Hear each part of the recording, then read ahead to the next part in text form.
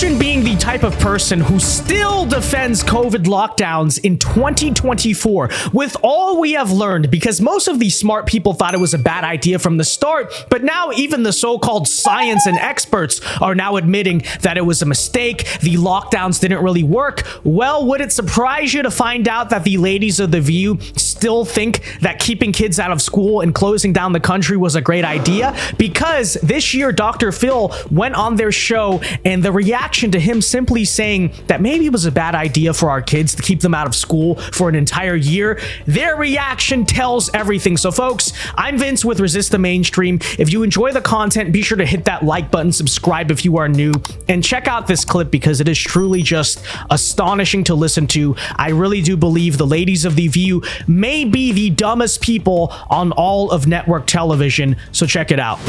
Think about it. In like 08, 09, smartphones came on, and kids stopped living their lives and started watching people live their lives. And so we saw the biggest spike and the highest levels of depression, anxiety, loneliness, and suicidality since records have ever been kept. And it's just continued on and on and on. And then COVID hits 10 years later, and the same agencies that knew that are the agencies that shut down the schools for 2 years.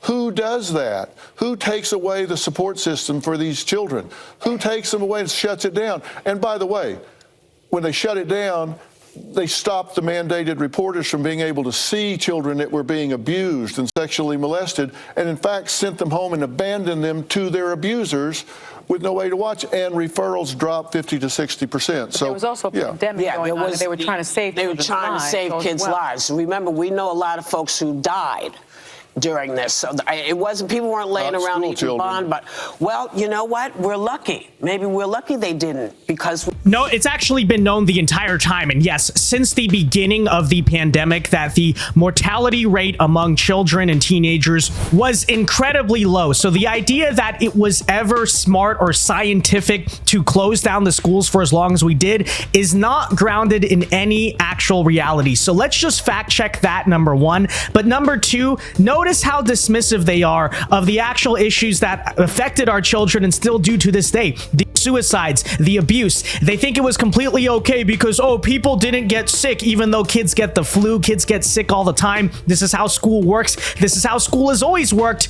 But again, we have Whoopi Goldberg, not a very smart individual, doesn't care, and I'm gonna say it outright, right? Doesn't care about the kids who were abused during the lockdowns, doesn't care about the endless increases in suicides that we saw because I still think it was a great idea.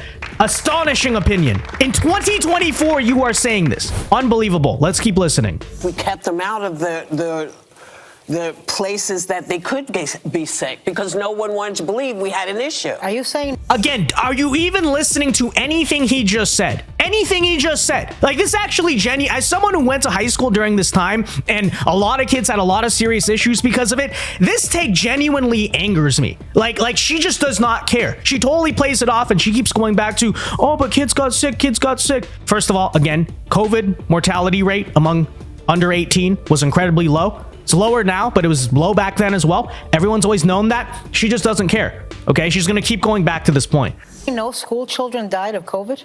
I'm saying it was the safest group. They were the less vulnerable group, and they suffered and will suffer more from the mismanagement of COVID than they will from the exposure to COVID. And that's not an opinion, that's a fact. Well, Phil, we don't even have time to talk it out now, man.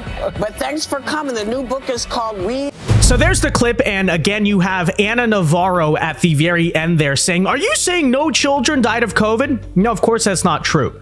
But kids die of the flu. Kids die of all types of diseases that, yes, they get in school. So why not abolish public schools? It's just such a stupid argument. The COVID mortality rate, let me reiterate, among kids that young was incredibly low. Dr. Phil is completely right about that. That is backed by the numbers. The consequences that kids will face from the mismanagement of COVID, whether it's the abuse, the suicides, the mental health issues, maybe even other chronic issues that kids might have that went untreated because lockdowns. Apparently, when COVID happened, every other major disease went away. These things are all going to affect children far, far more than COVID ever did on a massive scale. But if you do want to make the argument that, oh, maybe someone had grandparents at home, maybe this kid specifically has autoimmune issues, okay, fair enough. But at the same time, let me ask this question. Were kids ever given a choice? Were families ever given a choice?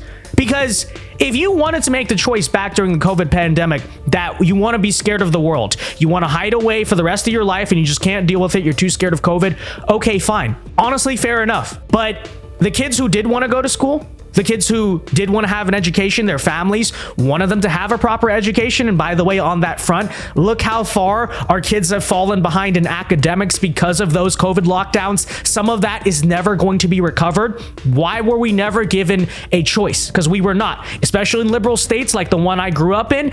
It wasn't a matter of, oh, you can go to school, but you can choose not to. If you want to do online, you can do online. It was never like that. It was literally just, we're telling everyone in this county, in this state, you're not allowed to go to school, and you're not given a choice in that matter. So let's not pretend, let's not hold hostage this idea that, oh, but some kids would have gotten sick. Okay, it should have been a choice we can make. It was never a choice. And on a grander level, I think this entire segment highlights how the people who instrumented the crimes against humanity in 2020 are never going to be held accountable. It's never even going to be discussed. And even when someone like Dr. Phil tries to bring it up, hey, maybe we made a mistake. Notice how fast the ladies of The View are rushing to shut down any type of dialogue about whether or not what we did back then might have not been the right choice, right? Maybe. No.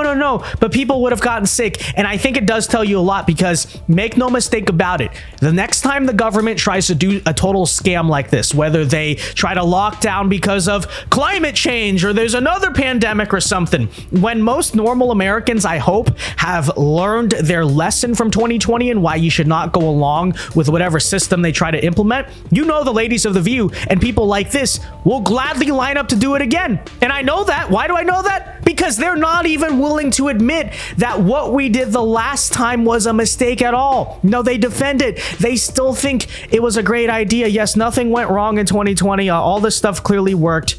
It's just unbelievable. But again, it is truly not surprising. They're not smart people. They are shills. All they do and ever will do is defend the system, defend open mistakes made by the people in power. Why? I have no idea, but Dr. Phil is absolutely right. And I really wish that this debate would have dragged on longer, because Anna and Whoopi, they're not backed by the science. What they're saying is just completely ridiculous, and Dr. Phil knows that, but conveniently, they do close off the segment. So let me know your thoughts, but until next time, I've been Vince with the Resist the Mainstream. See you later, and peace.